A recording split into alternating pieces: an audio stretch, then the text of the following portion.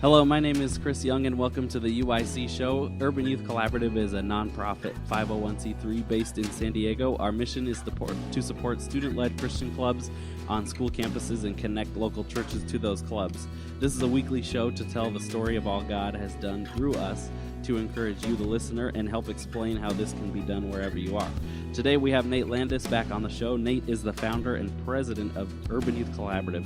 Alrighty, Nate. So last episode I had you on, we talked about kind of the how and why we exist, how we came to be, how you founded UYC, and why we still exist. And so today I would love if you could share kind of how someone can get involved, and specifically for a youth pastor or a senior pastor. Awesome. Thanks, Chris. One of the easiest ways to get involved is just to start opening your eyes and paying attention to where kids are in your own community. That might sound like something obvious for a youth pastor, but oftentimes the pressure to care for the caught fish in the tank of the youth ministry, the kids whose parents tithe, get all of the attention of the youth pastor, and either verbally or non-verbally or both, the youth pastor gets a lot of pressure to stay inside the four walls of the church. Or if you're going out, it's to go to a soccer game or go to visit a kid on the church tithing payroll kind of thing. And so looking out at the community from God's perspective, yes, we need to care for and nurture the kids in the house, but we also have to go to the highways and the byways to the kids that aren't going to accidentally hear about Jesus otherwise. And in John 1, the word became flesh, we learn, and moved into our neighborhood and learned the language and became part of our culture and communities. And that's what God's calling us to do as his followers. So starting to look out and say, where has God strategically placed people in my community? Because it's no accident that your church is right by a few schools. That is something providential that I believe can be an asset for the kingdom. So looking at some of those asset map ideas of where's your church in relation to campuses. And where we are right now in Southeast San Diego at our New Vision offices, there are 13 faith clubs within a mile to a mile and a half right here at public schools that we're supporting student leaders at. And this is a spot for us to do hands-on incarnational ministry. My house is right here in this neighborhood, our church is right here, and there are 13 clubs in a circle around. So looking at who's across the street, looking at where's God placed people in our lives. That's one thing. And then starting to pray, I think, is another one. Not just prayers for safety and security, but prayers for being uncomfortable, being pushed out of our comfort zones to follow Christ to where he would want us to go, and starting to ask God for his heart for the lost. Because right now, if the world ended and Christ decided to call it quits and send his armies back and take this story to the end, most people in our city would not know Jesus. And so for me, I think about that and say, what can we do to make sure that Christ is proclaimed and made known more and more throughout our city until that time? So I think praying for a burden is another aspect of this. And then finally, the last thing I'll say, find someone you can walk it out with. And whether it's us, we've got 18 UIC staff, or another organization, there's FCA, there's Young Life, there's Crew, there's lots of other groups, some churches that are doing things independent of other nonprofits, all for the kingdom. Find somebody who can walk it out with you so you don't have to wing it and you don't have to show up and sort of improvise on the fly, but you can be looking at where God's put you already strategically, praying for his burden and for his heart for the lost. And then third, find somebody to walk it out with. Make a connection. You can call us. You can go to uyc.org and connect with us through email or phone. You can also call any of our staff that are listed there, and we would love to take you on campus in person and show you the ropes and just introduce you to this life of living where teenagers spend most of their time, at a public school. Awesome. Alrighty. Well, how about if there's a student listening, or maybe if there's a parent listening, how do you think they could get involved with UIC? I think one thing that they could do is they could contact us as well and find out if there's something already going on at their school. And they could give us a call, and we could say, yes, we're aware of a student-led faith club at your campus, usually at lunch or after school. We've got 1 or 2 breakfast clubs that we support. And then we can say, here's what's already going on. You could join up and be a part of it, be a leader in that club, in that movement. Or if there's nothing at your school yet, we could walk you through the process of what it takes to start one as a leader. And there are lots going on all over town. There's 100 schools that we're involved in San Diego and also in Mexico. And there's a movement that's happening, and we would love for you to be a part of it. So get in touch with us. We'll tell you what's happening, and you can join it if it's already going on, and you can start something if nothing's happening yet. Awesome. Alrighty. Well, what if there's somebody out there who is really interested in what we do with UIC, and maybe they work kind of a 9-to-5 job and they're not really able to make it to schools? How could they partner with us and kind of help expand the vision of what we're doing? That's a great question. We are actually active in a lot of discipleship work that happens off campus and after hours. Some of it's after football practice. Some of it's in the evening at a McDonald's, at a local church, at a park, in the back lot of a home. And so there's a lot of one-on-one, one-on-two small group discipleship activities that people could dive into. Our chaplain work that we do also happens after hours because it's during the game time frame of the day. So, for example, right before kickoff, at halftime, afterwards, there's a lot of pregame meals and some voluntary chapel services that are available for kids. So that's another great opportunity. And then the last thing I mentioned, which I will mention, which I think you're going to talk about too, looking at your notes, Chris, is the School Beautification Day activities. Those are on Saturdays. So if you're a 9-to-5 person, you're working Monday through Friday, you could come out on a weekend and connect with a school, and we'll say more about that in just a minute. So those are some ideas. Alrighty, awesome. Well, what if someone's out there and they're already involved with UYC? How could they go deeper and wider with what they're already doing at a campus? We would love to have you come to one of our late lunch learning labs. It's a training module that helps churches learn best practices and share as well. They could train some others with what they've already discovered that's working, and we can also pray together. We eat some really good food together as well, and we build relationships across denominations, across racial lines, across geography, and we basically get better together. And so that's one way. Those are quarterly. So our next one coming up is on the first Monday in October, and we'd love to have you come out and check that out. It's going to be at New Vision Christian Fellowship, which is 4353 Park Boulevard in San Diego, 92103, right across the street almost from the district headquarters. We'll be gathering pastors to serve kids in the district well. And then we'd also love to meet with you one-on-one and do a strengths assessment with your church and figure out where the sweet spot is between your church's resources and your church's call and dreams and vision, and then some of the needs and opportunities at the campus. And if you've already got a bridge built between the campus and the school, we'd love to help walk through some ideas and best practices based on other stuff that's happening out there so we can figure out how to make the bridge wider. I'd love to see more traffic going from church to school to serve security guards, tutors, mentors, backpack drives, that sort of thing, whatever the school says that they need. And then on the other side, I'd love to see more traffic where schools have kids going from club over to church, going from the tutoring over to church, going from a sports chaplaincy experience after hours voluntarily. They can go check out more according to what they're interested in.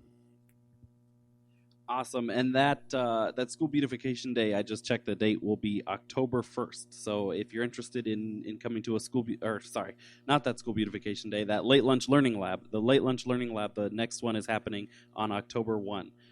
So what are some expectations if we are partners together between a local church and between UIC? It's a great question. You're just so excited about School Beautification Day this weekend and next weekend that you just couldn't contain yourself. Expectations would be that we would love for you to count the cost of working together with us. Kids have a lot of different adults coming in and out of their lives all the time. Dads are changing, coaches are changing, principals are changing, teachers are changing. And what if we could be the consistent people that are there to show them a consistent God. We're trying to make the case that there's an invisible God that's worth believing in. What if we could be consistent enough that they would believe that that's possible based on what they can see? And that would be our consistent, faithful work on a school campus. We have some kids that have been ministered to by senior pastors in this neighborhood, right where we are, that have been there. These are senior pastors with buildings and budgets and staff and all the other pressures of ministry. They're rolling up their sleeves. They've been actively serving the same high schools for 10 years. Every week they've been there in some way. It's amazing to watch. And they're faithful. They're consistent. The district's had tons of turnover, but these guys have been faithful. So I would say make sure that you pick a commitment level, and we've got several we can talk through, that you can really keep, and you can ease into it. You can start with something manageable and build from there as you see God confirming this call for you. Second thing I would say would be to under promise and over deliver. Whatever we say we're going to do for a school, we need to follow through on it. I remember being in a principal's office. They had this really cool private conference room, and the principal had called in local pastors, not affiliated with our organization, for a meeting. And he said, I need help. Can you guys come to the campus and help kids make it from their passing periods to the next class and just provide some safety and security and some mentoring and direction during the in-between bell periods? And these senior pastors were taking photos and selfies in the principal's Holy of Holy office because they were so excited to be there. I had never seen a principal open up their office space and ask for help so directly from local churches. And to my knowledge, very few, if any, of those guys actually showed up on a consistent basis afterwards, despite many, many email attempts. So it looked great for a newsletter, but when it was time to actually follow through, they weren't able to do it. So I would say over-deliver and under-promise. Whatever we say we're going to do, it's really about building relationship equity and a resume of trust with a school. As Jeremy Del Rio says from New York, a resume of trust is built by keeping promises.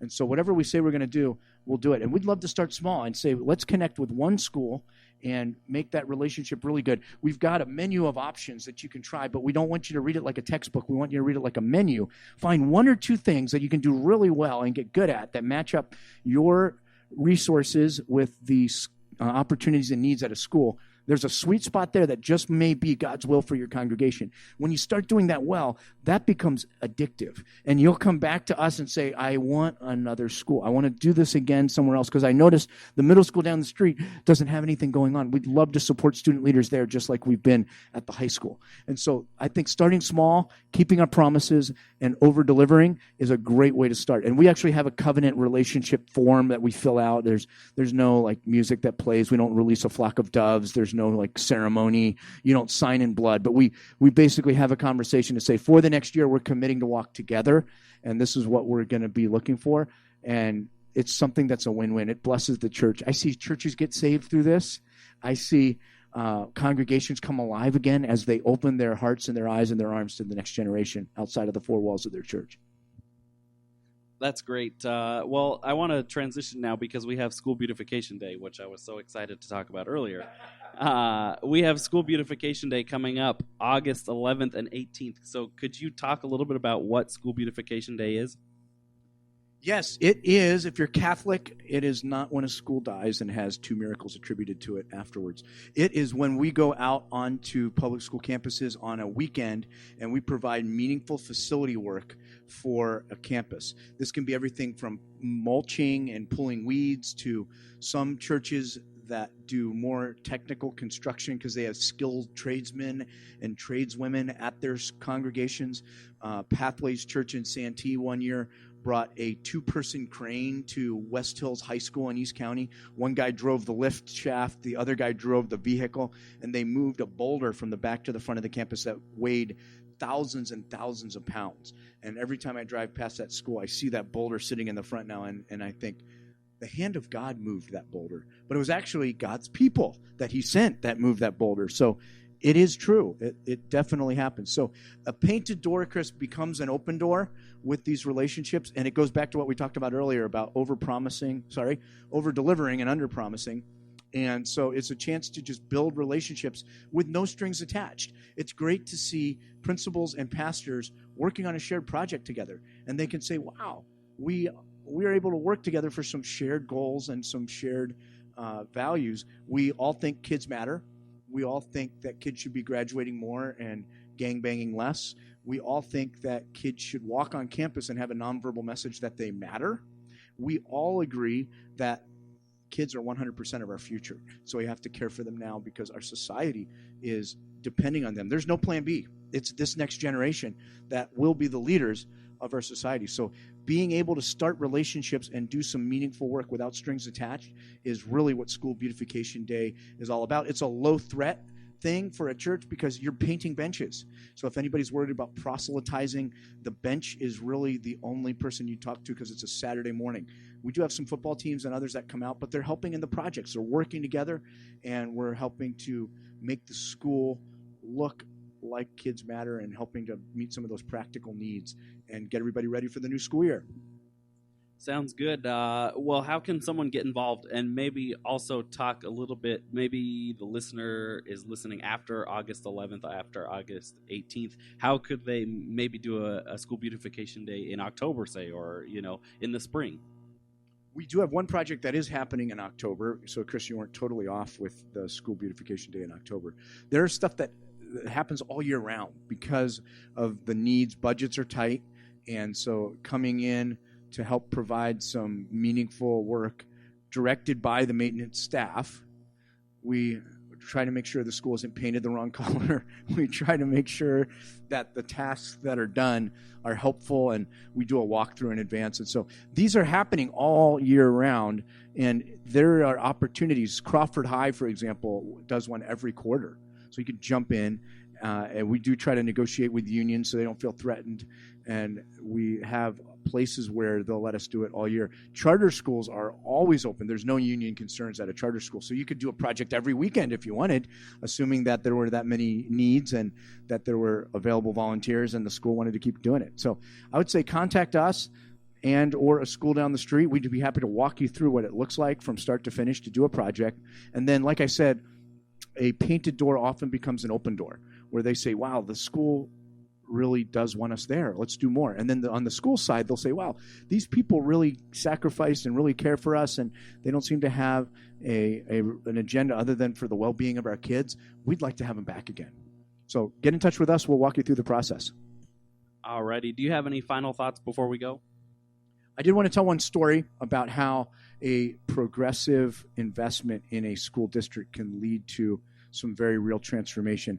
Several years ago, actually, this will be our 9th year in a row of school beautification. So it's a tradition that's gained some traction in the era of tight budgets. It's welcomed and something that volunteers and districts really enjoy.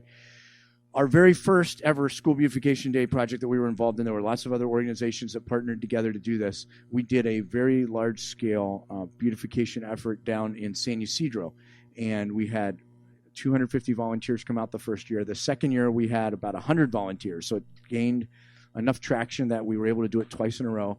And then that same year, we did a motivational school assembly for the school, high-fiving kids, talking about how they matter and their potential and the way they can overcome obstacles in front of their dreams. And they were able to identify some areas in their life where they wanted to have breakthrough. And it was a really meaningful, inspiring, exciting, upbeat assembly. And then the next day, something horrible happened, and the principal called me. And the principal's open line on the phone was, I don't know if you've been reading the news or following the news lately, which is a horrible opening sentence for a principal to say when they call you up. And so I get that phone call, and he said, one of our 8th graders was shot and killed execution style in Mexico over the weekend. Armed gunmen with masks came into a family gathering and separated the women and children into one room and the men into the kitchen. This guy was 14 years old. He thought it was a joke, so he went in with the men, and he lost his life execution style along with his granddad and 2 other men in the household. His dad played dead and survived. Can you come back to our school and facilitate a memorial service for our campus? Heartbreaking, devastating. I was honored to be invited into such a sensitive place. But it was because we had started to build trust, and we started to build a relationship over these past years by doing other things where we kept our promises. So there I was in front of all of these people, same auditorium, same school, same day of the week, literally 1 week later, Thursday and Thursday, one less kid. The superintendent was there, a bunch of principals were there, the family's in the front row. And I had to lead this congregation at a public school. It was a little different because it was in a public school, but this group of people trying to make sense of this senseless tragedy. And it was a beautiful moment of healing and hope and restoration in a heartbreaking context. Later that year, students started a student-led club at that campus. They had 95 kids a week that came as a result of this relationship that was built throughout that last semester. The principal told me later, he said, I'll be honest, I called several other pastors before I called you. And this is one of the poorest districts in the county, and it's right on the edge of the border with Mexico. You can see TJ from the front door of the school. And he said, I asked some of these other pastors to come and serve and share and help at this memorial service, but they all had exorbitant honorariums that they were going to charge. He said they were going to charge me so much I couldn't afford to have them come. This is one of the poorest districts in our country, going through one of the most unimaginable tragedies you can have as a middle schooler. And these pastors passed it up because they wanted an honorarium.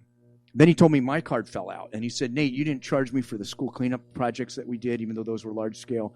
You didn't charge us for the motivational assembly that was done. I bet you that you'll come back again and serve us. So that was the collateral I built, Chris, from keeping a promise. And if we can do that through school cleanup days and through all these other projects at schools, that will open doors that no person could shut. And that's what we believe is possible, and we'd love to walk your church through that process. So get in touch with us. You can reach us at www.uyc.org. You can also call us on our phone line, which is 619-768-0278. And we would also love to get in touch with you through email, info@uyc.org. You can also find any of our staff on our website and connect with them based on what area of San Diego County or Mexico they serve in. Thank you for listening. God bless you. And we hope to talk with you soon.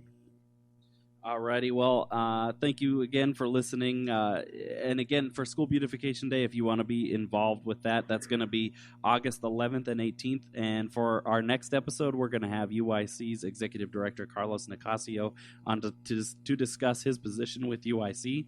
And again, if you have any questions about the podcast, email us at podcast@uyc.org. God bless you and have a great day.